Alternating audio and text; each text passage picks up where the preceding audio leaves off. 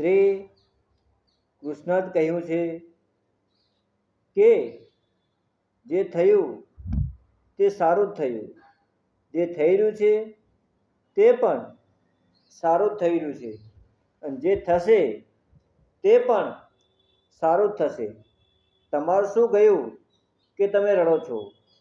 તમે શું લાવ્યા હતા કે તમે ખોઈ નાખ્યું?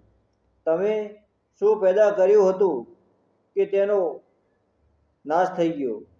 તમને જે પણ મળ્યું એ અહીંથી જ મળ્યું છે. જે આપ્યું તે અહીંથી જ આપ્યું છે. જે આજે તમારું છે તો કાલે કોઈકનું હતું, પરમ દિવસે કોઈક બીજાનું થઈ જશે. આ પરિવર્તન સંસારનો નિયમ છે. જિંદગીમાં આટલી વાત સમજાઈ જાય તો માણસ ક્યારે પણ દુઃખી થતો નથી. હર હર મહાદેવ.